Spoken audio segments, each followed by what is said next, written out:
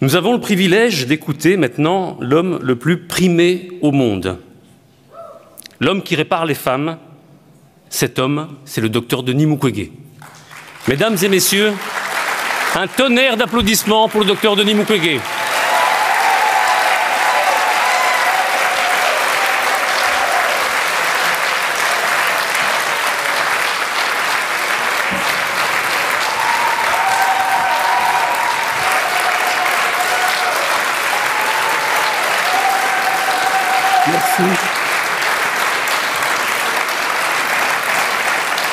Merci. Merci.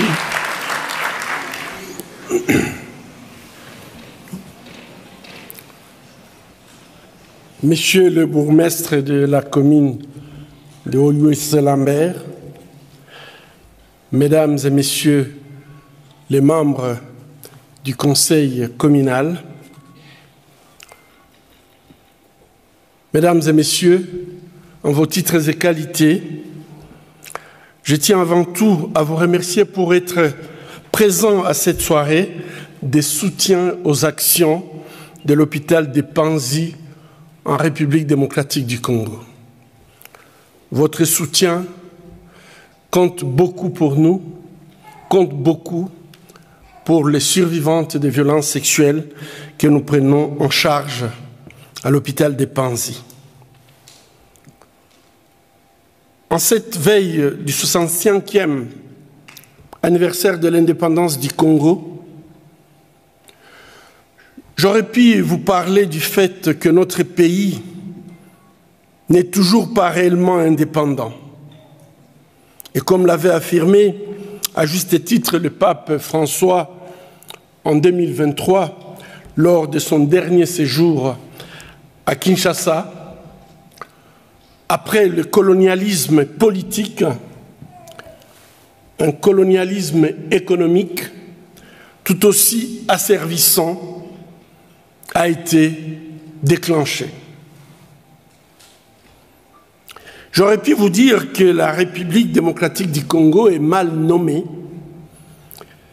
En effet, il ne s'agit pas d'une république, car la chose publique où l'intérêt général n'a jamais été la préoccupation de nos dirigeants. Elle n'a rien non plus de démocratique, car il n'y a pas un état de droit ni une justice digne de ce nom.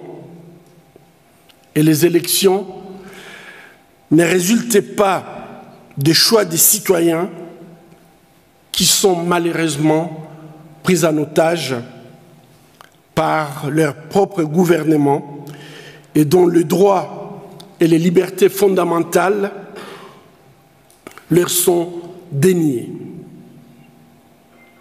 Alors, que dire du Congo?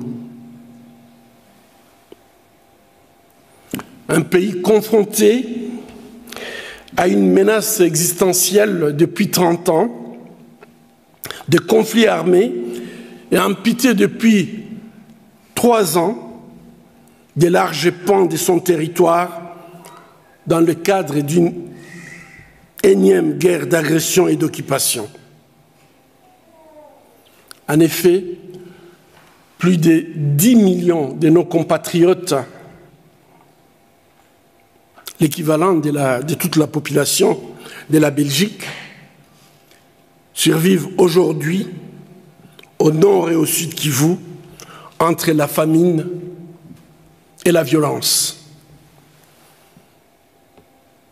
entre la peur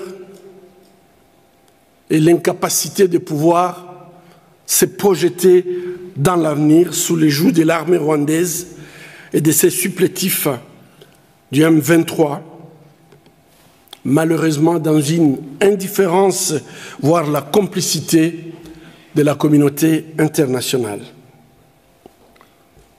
Aujourd'hui, en ce 27 juin 2025,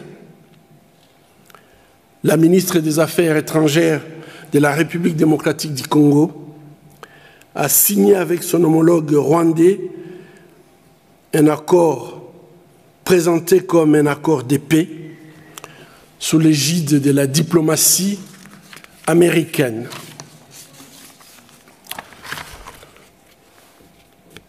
Je voudrais donc m'attarder avec vous sur cette actualité qui vise à mettre un terme à une crise sans précédent, engendrant une souffrance qui dépasse l'entendement depuis la résurgence du mouvement M23, un groupe armé soutenu directement et indirectement par les régimes de Kigali depuis novembre 2021. En effet, j'avais prévu de vous parler d'autre chose. Je voulais me projeter plutôt dans l'avenir de la République démocratique du Congo. Mais cette actualité qui nous bouleverse ne m'a pas permis de pouvoir parler de cette projection, puisque il est clair que, en me tenant devant vous ce soir, j'ai beaucoup plus d'interrogations que de solutions par rapport à mon pays.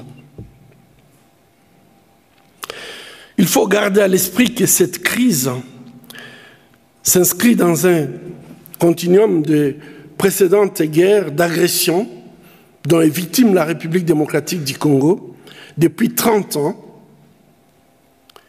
et qui ont fait du Congo le conflit le plus meurtrier depuis la Seconde Guerre mondiale. Peut-être on n'en parle pas assez. Et ce soir, je crois que le témoignage de Maître Ombeni, moi, ça m'a mis en émotion, et je pense que plusieurs parmi nous étaient dans la même situation. Cette femme courageuse qui nous parle de sa vie, mais qui veut continuer à se battre pour les vulnérables. C'est puisqu'aussi elle sait très bien qu'elle n'est pas seule. Je ne connais pas des familles au Kivu. Je ne connais pas des personnes qui peuvent me dire « je ne connais pas une victime dans ma famille, parmi mes amis, dans mon quartier ou dans mon école ». Il y a ce qu'ils disent plus de 6 millions de morts, mais je crois que ce compteur s'est arrêté depuis 2014. Il n'y a plus personne qui compte.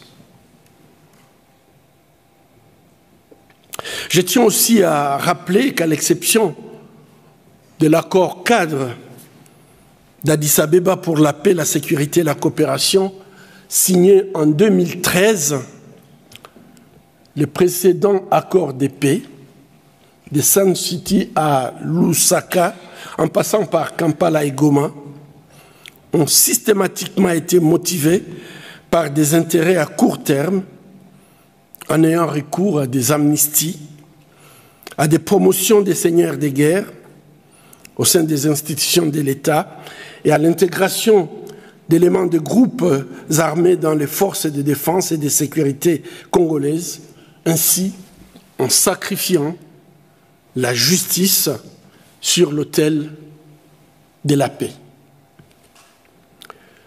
La population congolaise a déjà pu faire le constat amer qu'à la fin de tous ces processus, ils n'ont obtenu ni la paix ni la justice, et ces politiques ont eu un effet désastreux sur la protection civile, tout en créant un contexte propice des répétitions des conflits et des atrocités des masses. Mesdames et messieurs, nous devions donc aujourd'hui, exactement, le 27,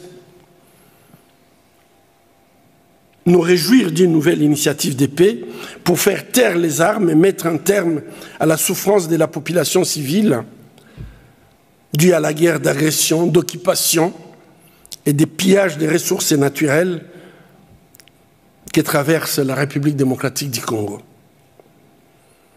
Mais une paix juste et durable ne peut se faire à n'importe quel prix. Depuis le début des pourparlers de paix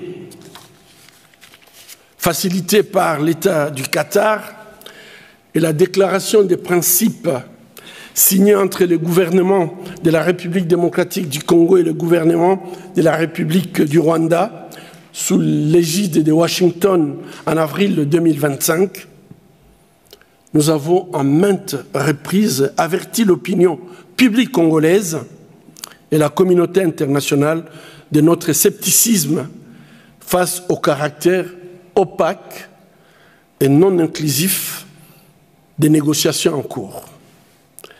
En effet, la transparence est de mise pour rétablir la confiance et avancer vers une feuille de route crédible aux yeux des populations fatiguées par des manœuvres de l'ombre, souvent dictées par des intérêts économiques et financiers étrangers à ceux de la population congolaise. Nos craintes,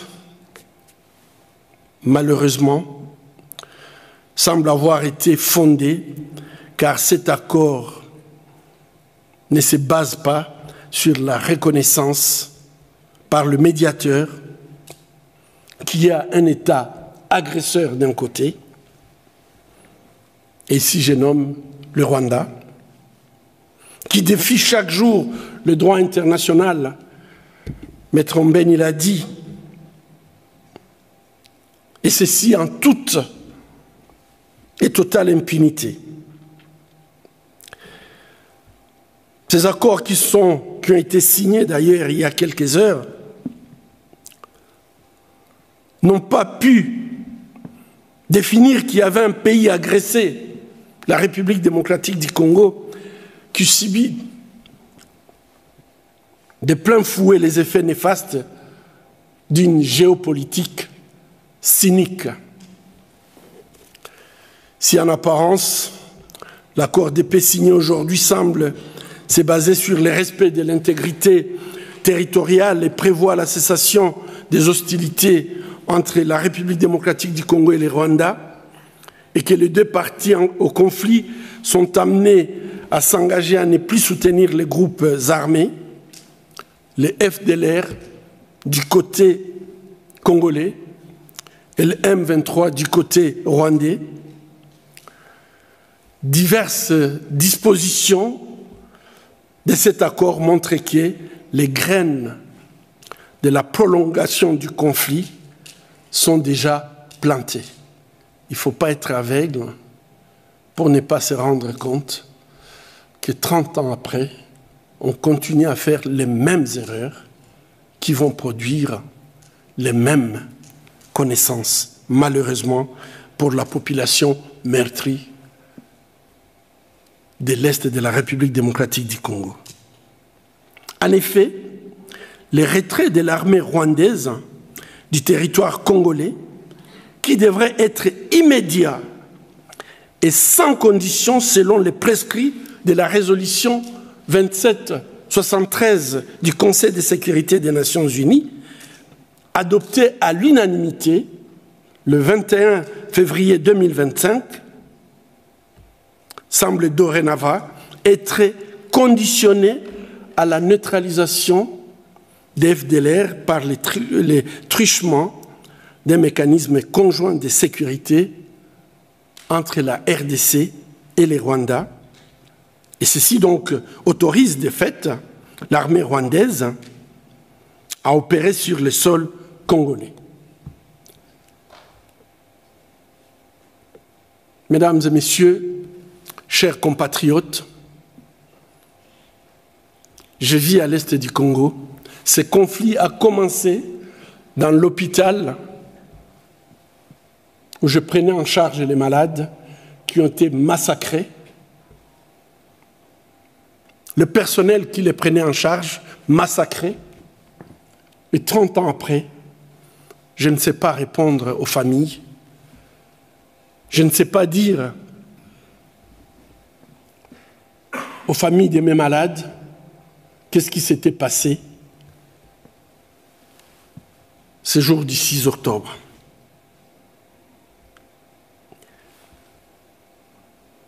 Plusieurs accords, on a vu défiler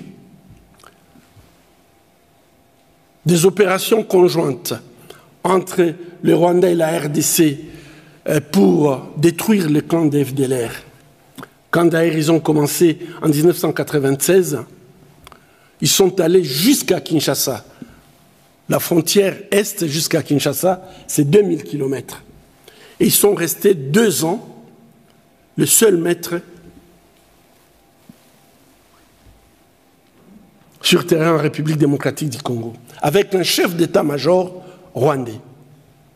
Et ils n'ont pas, apparemment, su détruire ces pseudo-FDLR. Après cette aventure, il y a eu plusieurs opérations conjointes au Umoja Wetu, à Manileo. Et le président actuel, il avait même autorisé une opération conjointe il y a seulement quelques années qui a permis de mettre fin à la vie de Sylvestre Mudachura. C'est pour vous dire que traquer les FDLR, je suis tout à fait d'accord, mais s'il y a une machine pour les reproduire à côté, donc les Congolais doivent s'attendre encore à 30 ans de souffrance, 30 ans de massacres, 30 ans de viols.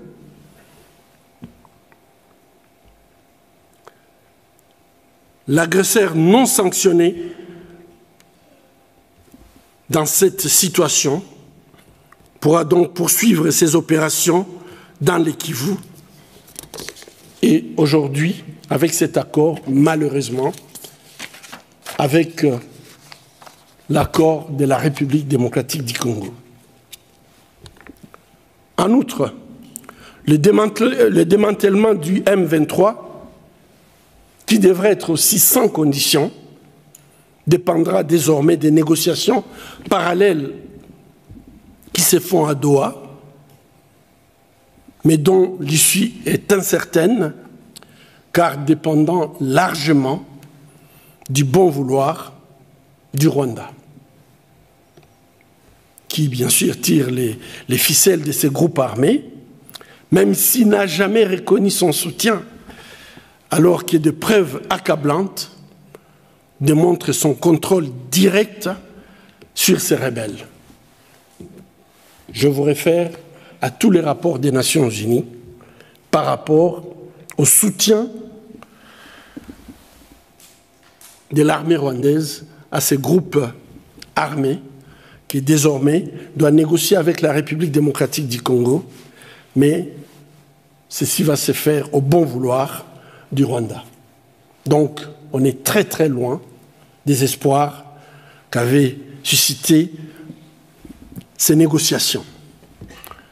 Ainsi, nous pouvons dire qu'en signant cet accord, le régime de Kinshasa a abandonné sa souveraineté aux mains de forces d'agression et ainsi légitimise l'occupation et les opérations d'une armée qui nous a agressés, qui est à l'origine de la destruction de plusieurs millions de morts, des millions de femmes violées.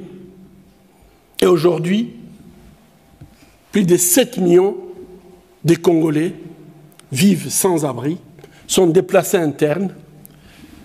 Avec la diminution de l'aide internationale, nous savons tous bien ce qui va arriver.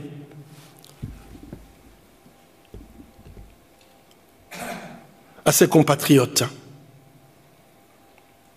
Mesdames et messieurs, le scandale ne s'arrête pas ici, car cet accord de paix, animé par une logique transactionnel comporte aussi des dispositions pour accélérer une intégration économique régionale, se basant notamment sur une cogestion des ressources naturelles du Congo avec le Rwanda.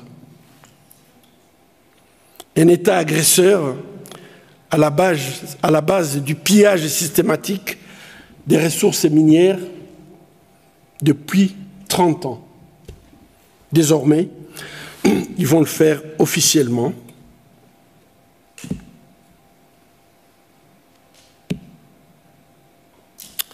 Ainsi donc, sous couvert de coopération économique et de sécurisation des chaînes d'approvisionnement en minerais et de création des chaînes de valeur intégrées et transparentes, là je reprends tout simplement les termes de l'accord signé aujourd'hui, eh bien, qui donne de très très belles phrases. Malheureusement, les minéraux congolais seront exportés, pour ne pas dire bradés, à l'état brut vers le Rwanda, qui procédera à la transformation et à l'exportation de produits semi-finis et finis vers le reste du monde. Pouvez-vous vous imaginer la situation dans laquelle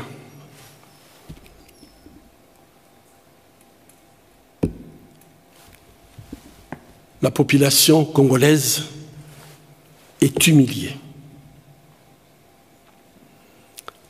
L'État rwandais agresseur bénéficiera donc, avec le blanc-seing de Kinshasa, des bénéfices de la valeur ajoutée des minéraux, qui sont des minéraux congolais, dans une logique extractiviste, néocoloniale, qui fera perdurer tout simplement le sous-développement en République démocratique du Congo. Mesdames et messieurs, comment accepter d'abandonner notre souveraineté? Comment accepter de légitimer l'occupation d'un pays agresseur? Comment accepter le bradage de nos ressources minières? Comment sacrifier la justice sur l'autel d'une paix qui ne pourra qu'être fragile, car l'accord de paix plante les graines de la répétition des conflits et des atrocités des masses. Nous appelons donc, en dernier recours, à une prise de conscience du peuple congolais, à qui appartient la souveraineté nationale, et à un appel à la responsabilité dans les chefs du gouvernement et du président de la République démocratique du Congo, gardien de notre Constitution. En vertu de notre loi fondamentale, dans son article 214, les règlements de conflits internationaux ne peut être ratifié ou approuvé qu'en vertu d'une loi, et donc doit être préalablement soumis aux élus de l'Assemblée nationale congolaise. Nous espérons que ça sera fait. Je rappelle aussi que tout accord qui aurait pour conséquence de priver la nation de tout ou partie de ses propres moyens d'existence, tirés notamment de ses richesses naturelles, est érigé en infraction de pillage et que ces actes ou leurs tentatives sont punis comme infraction de trahison dans l'article 56 et 57 de notre loi fondamentale. Dans l'éventualité où nos autorités ne respectent ni la Constitution ni le droit international,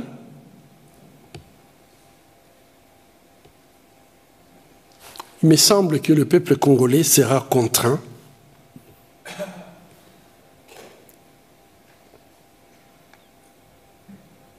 appelé à une véritable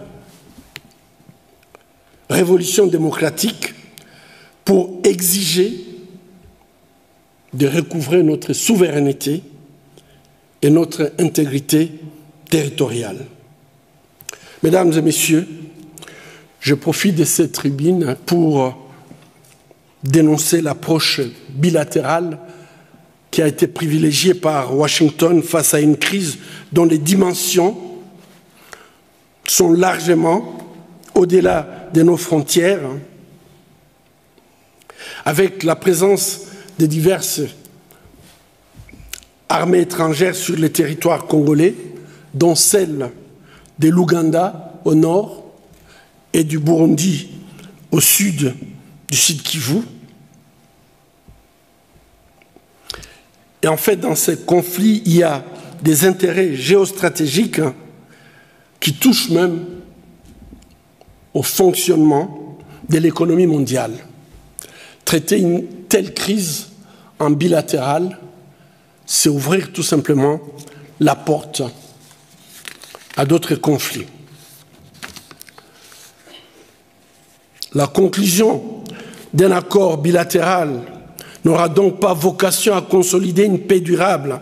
Je regrette de vous dire que j'ai donc toutes les raisons de croire que l'accord signé aujourd'hui à Washington n'augure pas d'une sortie des crises pour notre population qui souffre. Ainsi, nous exhortons les acteurs impliqués à privilégier une approche plutôt multilatérale et à assortir les appels du cessez-le-feu et au retrait des forces d'occupation d'un calendrier ferme et des sanctions fortes et coordonnées en cas de non-respect persistant de la résolution 2773 du Conseil de sécurité, qui est une résolution, en fait, qui jusqu'à aujourd'hui, on en parle très peu, alors qu'elle a la force de la loi du droit international. Et je remercie encore Ombeni qui nous a rappelé que si nous laissons tomber le droit international et humanitaire, la protection collective, nous ne l'avons plus. Même s'il y a des tentatives, nous devons continuer à pousser les dirigeants à comprendre qu'une société ne peut se construire que sur la base des règles et que les règles doivent être respectées par tous. Sinon, on avance vers la loi du plus fort et tout simplement les chaos. Enfin, nous appelons à nouveau tous ceux qui œuvrent à promouvoir davantage de paix, de stabilité, de prospérité en République démocratique du Congo et dans la région des Grands Lacs, y compris Washington, à revitaliser l'accord cadre de 2013 pour la paix, la sécurité et la coopération pour la République démocratique du Congo et la région, et à organiser une conférence internationale de haut niveau avec la facilitation des institutions, notamment de l'Union européenne, de l'Union africaine, des Nations unies, mais aussi des pays garants qui incluent la Belgique, la France, le Royaume-Uni et les États-Unis. Le chemin de la paix dans la région des Grands Lacs africains reste possible si et seulement si les efforts en cours sont animés par la volonté politique des dirigeants de la région et par la bonne foi de toutes les parties impliquées dans la recherche d'une sortie des crises durable qui ne pourra pas faire l'économie de la justice. On a toujours dit il n'y a pas de paix sans justice. À défaut, les menaces existentielles auxquelles sont confrontées la nation congolaise risquent de se réaliser. Et j'ose croire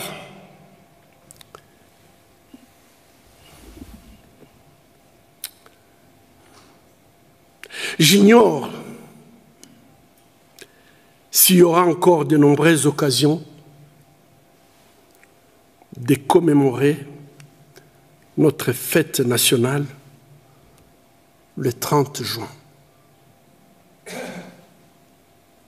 Je compte sur vous pour inverser le cours de cette histoire tragique et de ces scandales qu'aucun peuple ne peut accepter sans se lever. Debout Congolais et marche pour ta liberté. Je vous remercie.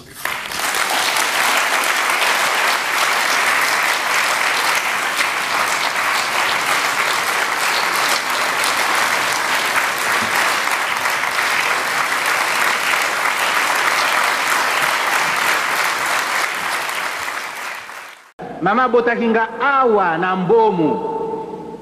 mbomu numéro 64 esika bakundaki motolu mwangai wana na mbomu numéro 64 soke kotimola wana tete na se okomona motolu ya cardinal. Prophète, patriote, pasteur, Joseph Albert Cardinal Malula, c'est l'église debout dans un Congo tourmenté.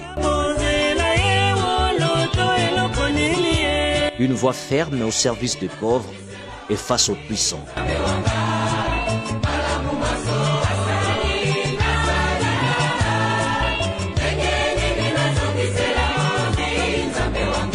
Né en 1917 à Kinshasa, Joseph Malula entre très jeune au séminaire.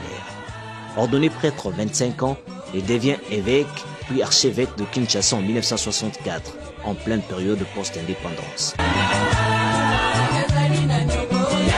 Archevêque proche du peuple, Malula vit l'évangile dans le quartier populaire. Il condamne les injustices, dénonce la corruption et prêche la dignité. L'église devient pour lui un instrument de justice sociale.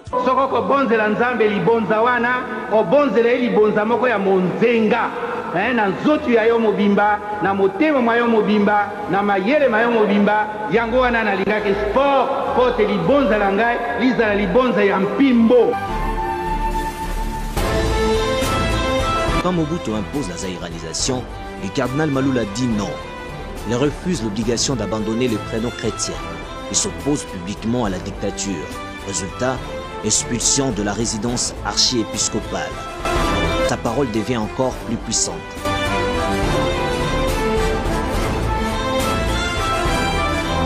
En 1969, il est créé cardinal par le pape Paul VI. Il participe activement au Concile Vatican II, plaidant pour une église africaine enracinée dans les cultures locales, fidèle au message du Christ. Il devient la conscience morale de tout un continent. Nous prions régulièrement par l'intercession du cardinal Malula. Et nous prions aussi pour qu'il soit vénéré, qu'il soit reconnu. Nous avons posé le problème au cardinal Laurent Moussengo pour introduire, commencer déjà cette procédure. Il nous a répondu que c'était une très bonne chose, mais que tant que il y aurait beaucoup de ceux qui ont vécu à son époque, qui sont encore là, normalement, on ne peut pas le faire. Mais moi, je lui ai dit, mais qui introduirait? Il faut que ce soit des personnes qui l'ont connu. C'est pour cela que personnellement, je suis très contente de voir que la chère cardinal Malula continue à répercuter cette pensée sur notre fondateur.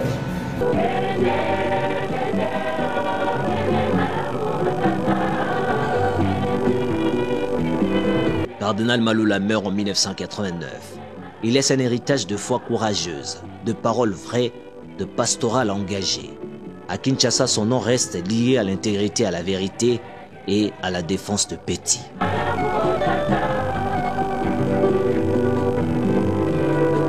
Cardinal Malula n'a pas seulement prêché l'évangile, il a incarné et dans chaque combat pour la justice au Congo, son esprit veille encore.